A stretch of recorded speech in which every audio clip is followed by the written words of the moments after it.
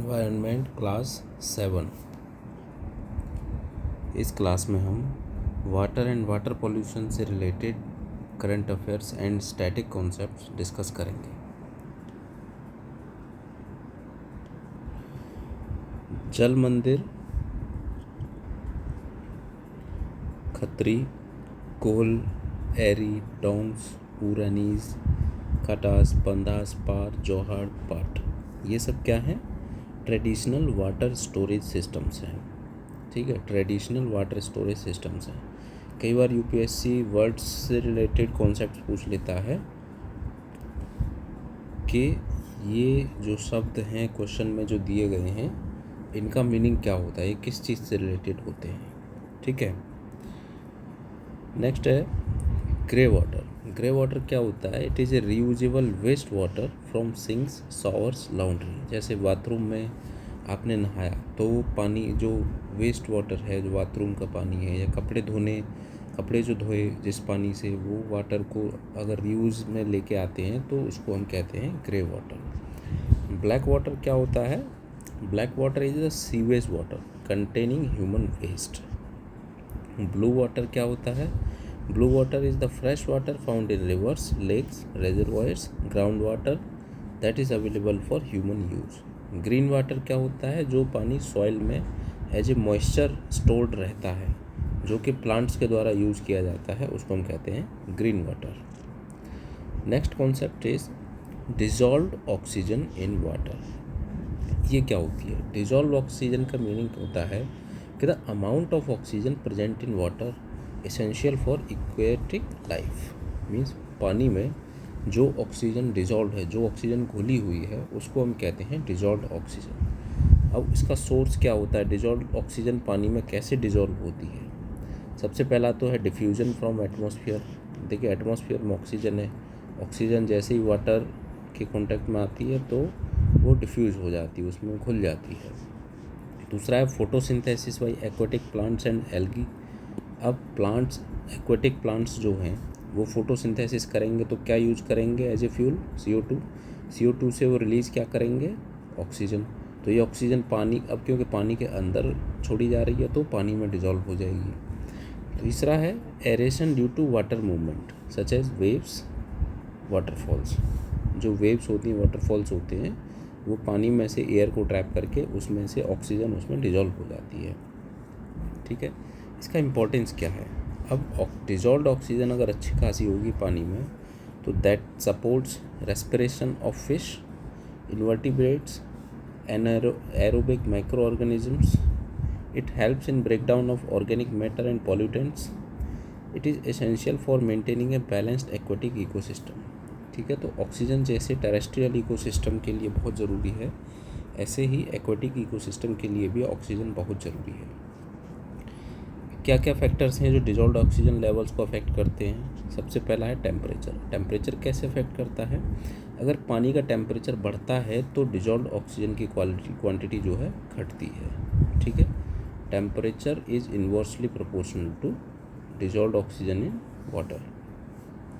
Salinity, अगर high salinity है पानी की, पानी में अगर हाई सॉल्ट लेवल्स हैं तो ऑक्सीजन की सॉल्युबिलिटी को कम करते हैं, मीन्स डिजॉल्व्ड ऑक्सीजन जो है वो घटती है।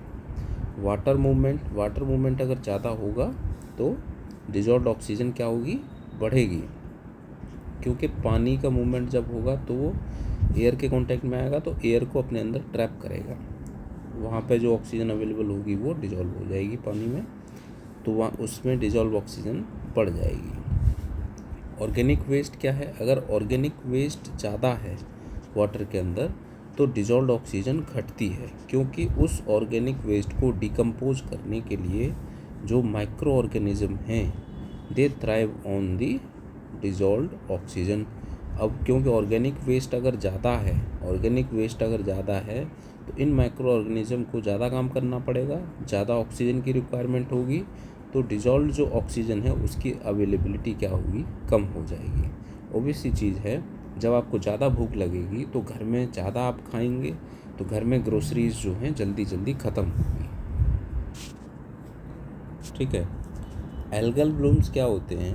जो एल्गी ज़्यादा अमाउंट में पानी के ऊपर डेवलप हो जाता है। पानी के ऊपर जो ग्रीन एंड जो ब्राउनिश कलर की एक लेयर जम जाती है एल्गी की, उसको हम कहते हैं algal bloom. So algal bloom can increase dissolved oxygen during the day because they do photosynthesis. हैं तो प्लांट ही ना, प्लांट क्या करते हैं? Photosynthesis to make their food. अब दिन में तो फोटोसिंथेसिस होगा तो डिजॉल्व्ड ऑक्सीजन क्या होगी? बढ़ेगी। लेकिन नाइट में क्या होते हैं? They consume their oxygen back, ठीक है, दे रेस्पिरेटरी प्लांट्स होते हैं, तो नाइट में उस डिजॉल्व ऑक्सीजन को वो कंज्यूम करते हैं, तो नाइट के दौरान डिजॉल्व ऑक्सीजन कम हो जाएगी, ठीक है। अब ये मेरा ये सब पढ़ाने का यहाँ रीज़न ये है कि ज़रूरी नहीं है कि इससे डायरेक्टली क्वेश्चन आए, लेकिन कॉन्सेप्ट्स को याद रखते रखते बहुत सारे क्वेश्चंस आप on the basis of logic paper में सॉल्व कर सकते हैं। Concepts are more important in UPSC than just cramming the current affair topics. The higher amounts of waste increases the rate of decomposition and oxygen consumption, thereby decreases the dissolved oxygen content of water. ठीक है, कैसे काम करता है? Oxygen diffuses from atmosphere to water. Plants and algae produce oxygen when they photosynthesize.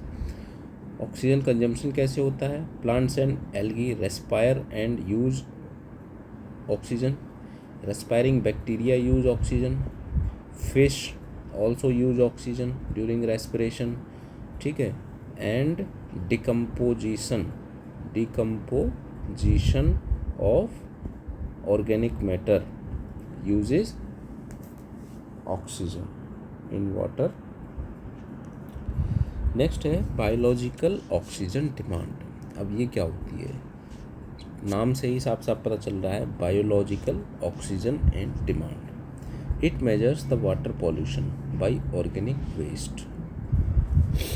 इसका meaning क्या होता है बीओडी का? इसका मीनिंग होता है the amount of dissolved oxygen required by bacteria to decompose organic matter, ठीक है। नाम से ही पता चल रहा है डिमांड है, डिमांड मीन्स रिक्वायरमेंट, ठीक है, डिमांड मीन्स रिक्वायरमेंट। किसकी रिक्वायरमेंट? ऑक्सीजन। किसके थ्रू? कौन रिक्वायरमेंट रेज कर रहा है? Bacteria, means it is biological. तो it is the net amount of oxygen required by the bacteria to decompose the organic matter, the organic waste in water. It is expressed in milligram of oxygen per liter of water. Higher level of BOD means lower dissolved oxygen in water, ठीक है। अगर higher level of BOD कब होगा? जब bacteria oxygen की demand ज़्यादा करेगा, उसी को तो कहेंगे higher level of biological oxygen demand. ये कब होगी? जब ऑर्गेनिक मैटर पानी में ज़्यादा होगा तो बैक्टीरिया को ज़्यादा काम करना पड़ेगा, ज़्यादा ऑक्सीजन की रिक्वायरमेंट होगी, तब उस केस में क्या होगा? बायोलॉजिकल ऑक्सीजन डिमांड बढ़ जाएगी। जब बैक्टीरिया ज़्यादा ऑक्सीजन कंज्यूम करेगा तो डिजॉल्व्ड ऑक्सीजन पानी की कम हो जाएगी। तो इसका रिलेशन क्या होता है कि higher level of biological oxygen demand equal to lower dissolved oxygen in water. अब इससे रिलेटेड एक और वर्ड है biochemical oxygen demand.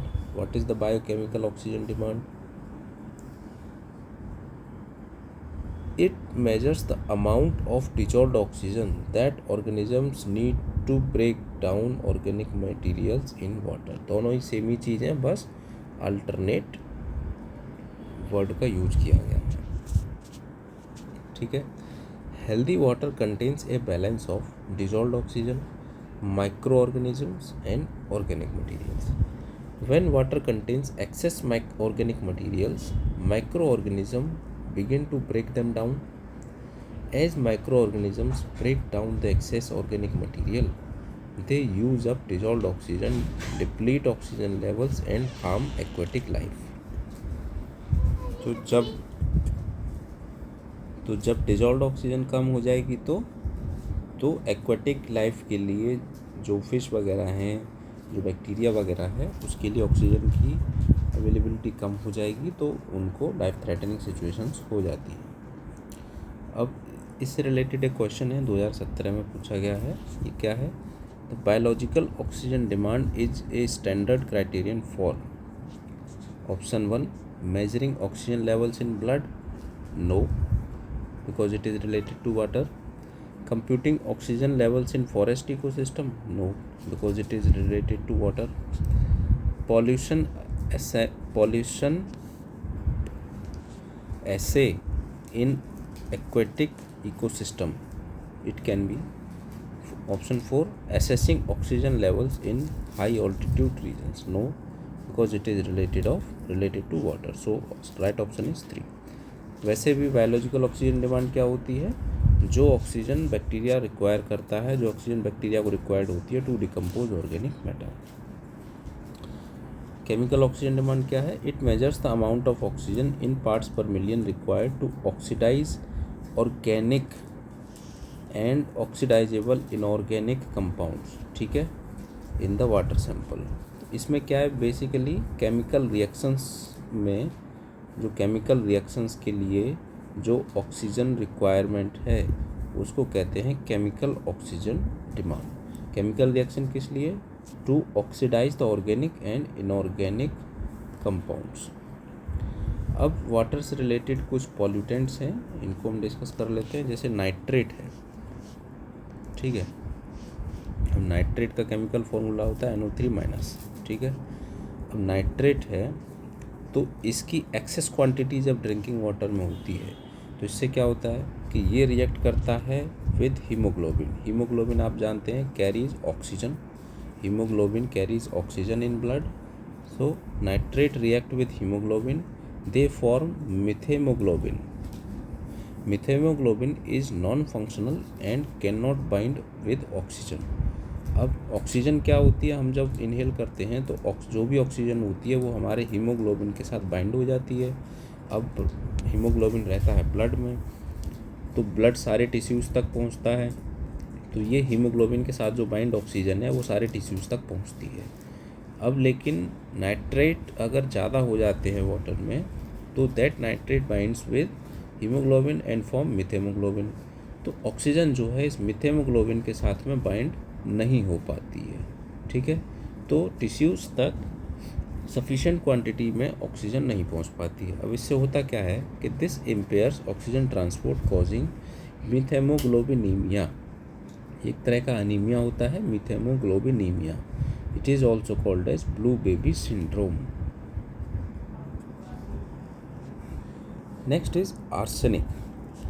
Chronic exposure to arsenic causes black foot disease.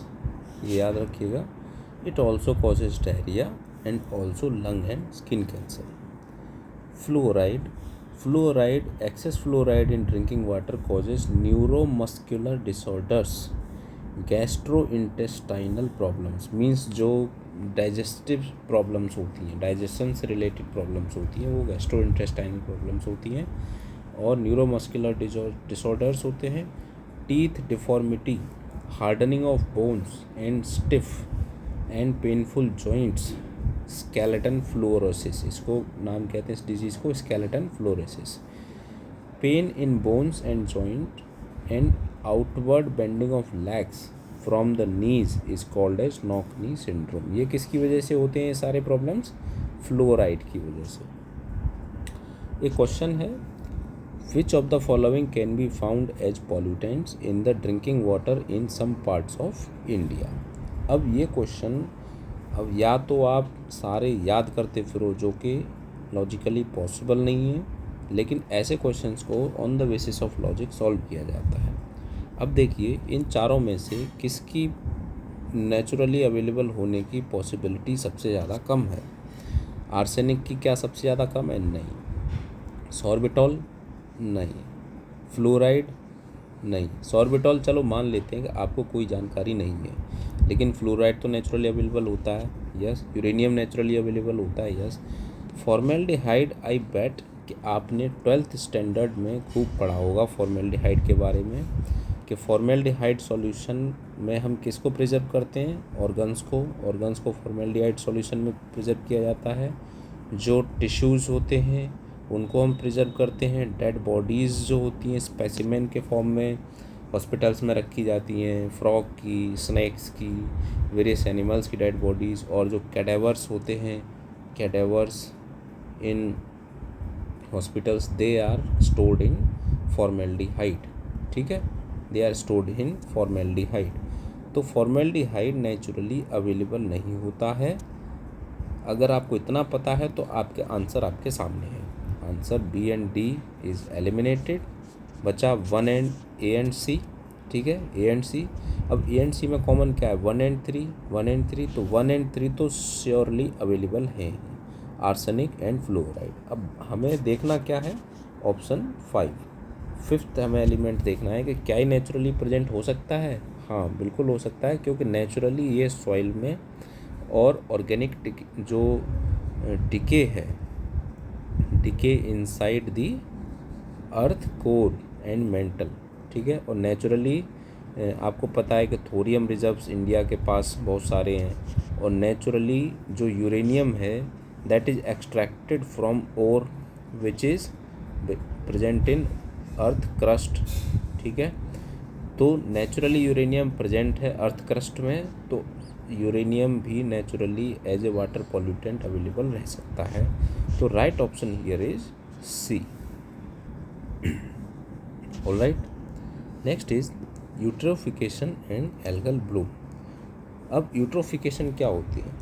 जब नाइट्रोजन एंड फॉस्फोरस, ये क्या होते हैं? ये फर्टिलाइजर्स होते हैं। These are two fertilizers. आपने सुना होगा NPK। तो nitrogen, phosphorus and potassium, these are nutrients essential for plant growth. ये हम एग्रीकल्चर में यूज करते हैं एज ए फर्टिलाइजर्स। तो नाइट्रोजन, पोटेशियम एंड फॉस्फोरस की क्वांटिटी जब वाटर में ज़्यादा हो जाती है तो उससे क्या होता है? तो वाटर एक्वेटिक जो प्लांट होते हैं, जो एक्वेटिक प्लांट्स होते हैं, उनकी ग्रोथ बहुत ज़्यादा बढ़ जाती है। जैसे एल्गी टाइप, एल्गी वगैरह, इनकी ग्रोथ बहुत ज़्यादा बढ़ जाती है।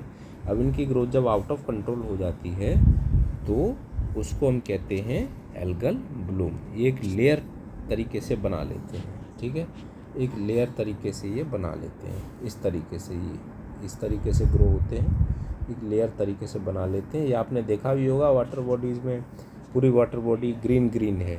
ठीक है, कई बार आपने देखा होगा।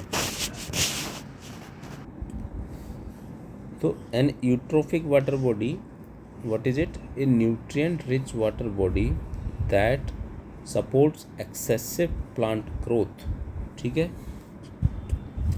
leading to oxygen depletion and harming aquatic life. अब eutrophication, what is eutrophication? It is the increase of nutrients, mainly nitrates and phosphates, naturally or artificially fertilizing aquatic ecosystems. Algal bloom, a rapid increase in phytoplankton, algae or blue-green bacteria covering the water surface due to excess nutrients. मतलब इनकी जब rapid growth होती है, out of control growth होती है, तो पूरे water surface को ये कवर कर लेते हैं। Decay of plants reduce dissolved oxygen and increases oxygen demand, causing stressful environment for aquatic animals. तो जब ये एल्गल ब्लूम का डीके होगा, तो इसको डिकम्पोज कौन करेंगे? बैक्टीरिया। ठीक है, ये बैक्टीरिया इसको डिकम्पोज करेंगे। जब ये कंज्यूम करेंगे तो BOD क्या होगा? बढ़ जाएगा। तो हमने अभी डिस्कस किया था, जब भी BOD ज़्यादा होता है तो डिजॉल्व्ड ऑक्सीजन क्या होता है? डाउन हो जाता है।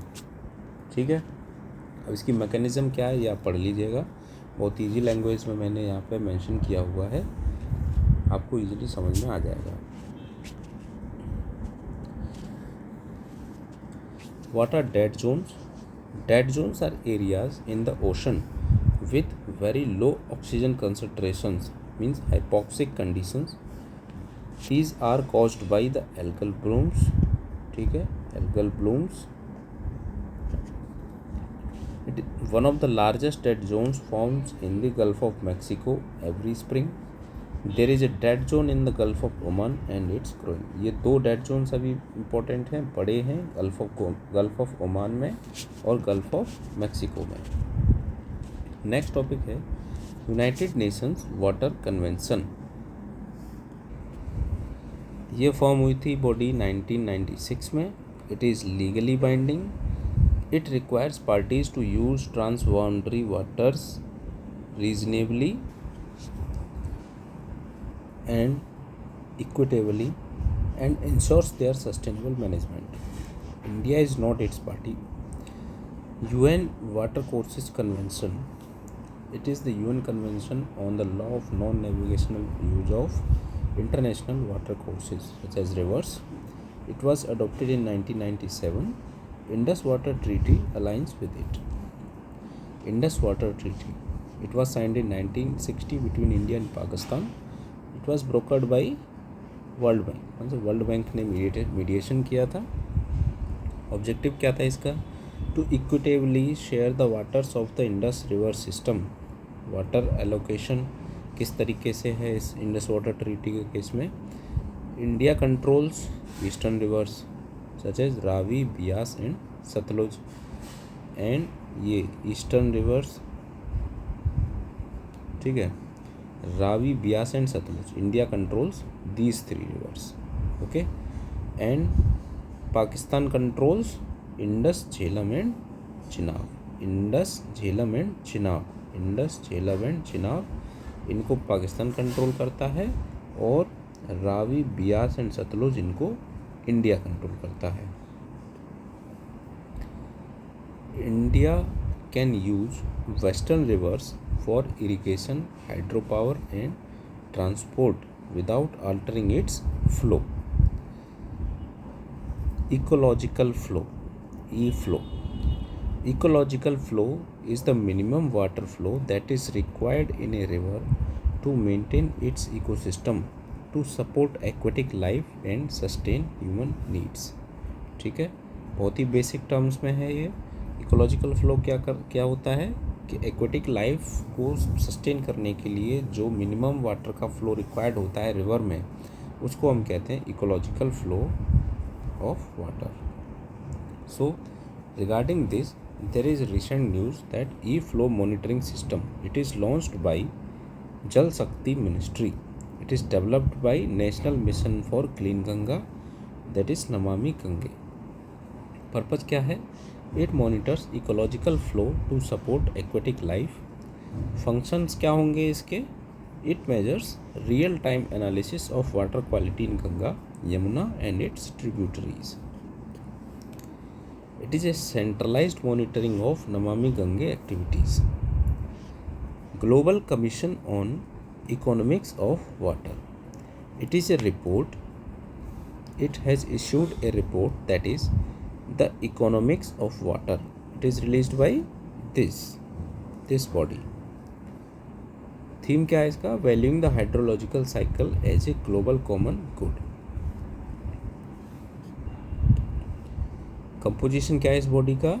This body is non governmental, means non governmental and non UN, ठीक है, इतना ध्यान रखिए। बाकी इंडिपेंडेंट पॉलिसी मेकर्स, रिसर्चर्स वगैरह इसके मेंबर हैं।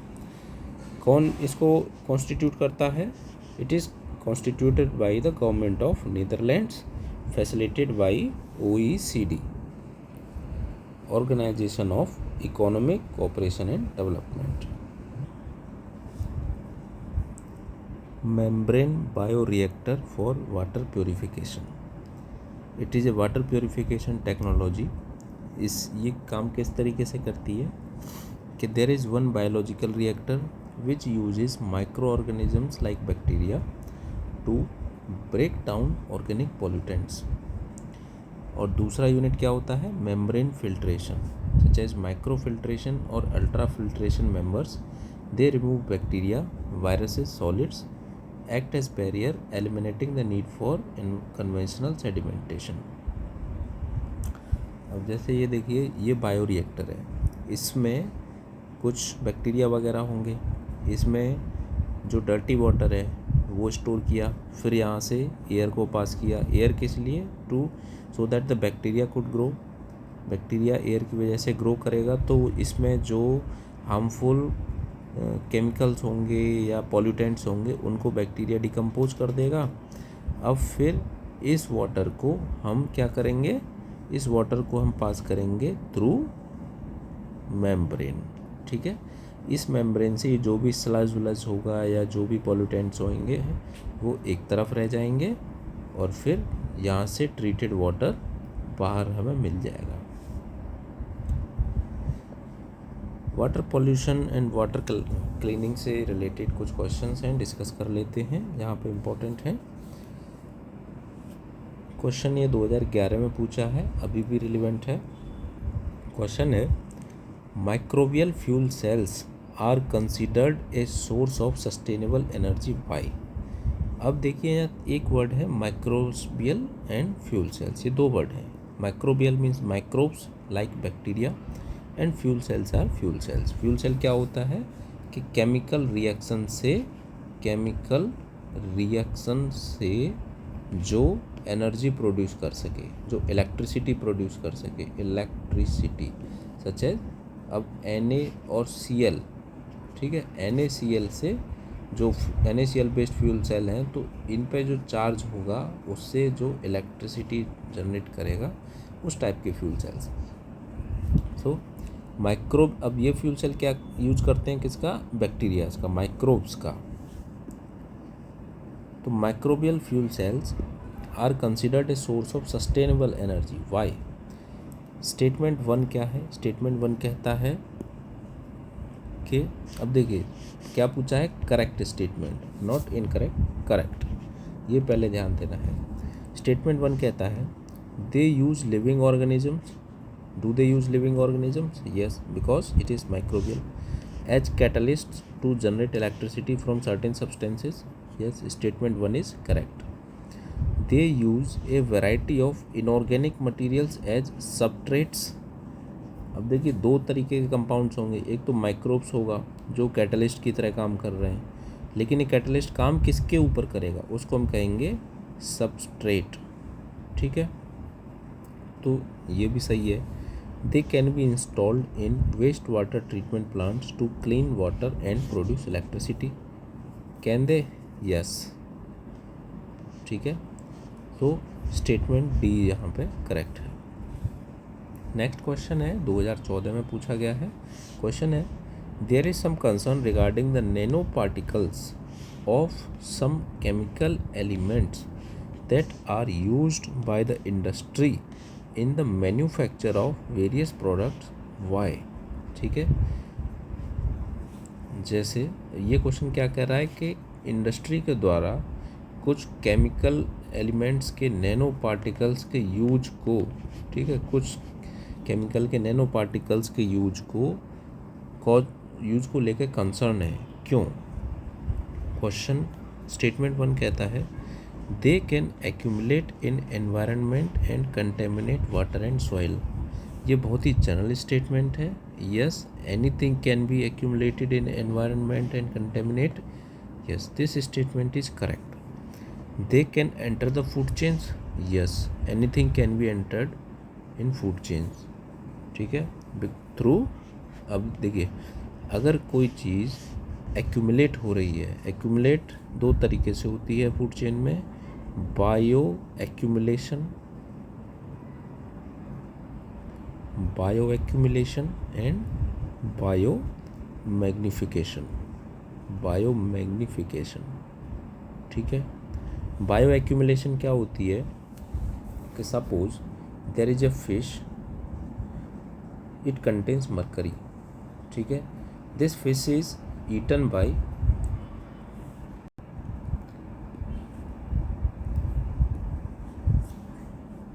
suppose there is a plant, ठीक, plant, aquatic plant, a lot of aquatic plant, these are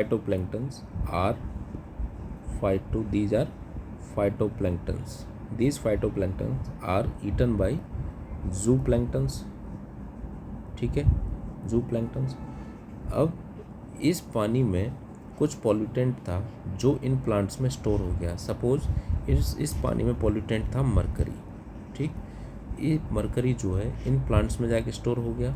अब इन प्लांट्स को किसने खाया? जू प्लैंक्टन्स ने।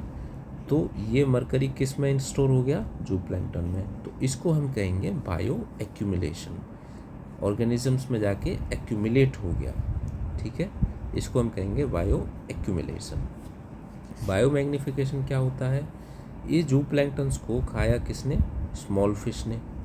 स्मॉल फिश ने खाया, इस स्मॉल फिश को खाया एक लार्जर फिश ने खाया। तो इसमें जो मरकरी था वो मरकरी आ गया किस में? जो मरकरी था इसमें वो आ गया स्मॉल फिश में। स्मॉल फिश में जो मरकरी था वो आ गया लार्जर फिश में। लार्जर फिश में जो मरकरी था वो किस में चला जाएगा? मोर लार्जर फिश में, ठीक है, मोर लार्जर फिश में ये मरकरी। फिर ये इस लार्जर फिश को अगर ह्यूमंस खा लेते हैं तो ये मरकरी किस में आ जाएगा? ह्यूमंस में। तो इसको हम कहते हैं बायो मैग्नीफिकेशन। कैसे? कि यहाँ पे जो मरकरी का लेवल था दैट इज़ लो, धीमे धीमे जैसे जैसे फूड चेन में ऊपर चलते हैं ये एक्यूमुलेशन इसका बढ़ता जाएगा, इसका लेवल बढ़ता जाएगा। तो quantity of mercury will be highest in the top predator. इस मैकेनिज्म को हम कहते हैं bio magnification. So they can enter into food chains, yes they can enter into food chains, this statement is correct. They can trigger the production of free radicals, yes, because these particles are size of nano, below microns, ठीक है, below microns. They can enter into blood vessels, ठीक है। आपने air में सुना होगा PM 2.5 air pollution में and PM10। Why only PM10? Why not PM100? Why not PM200? Why only 10 and 2.5? Because these can enter into blood vessels.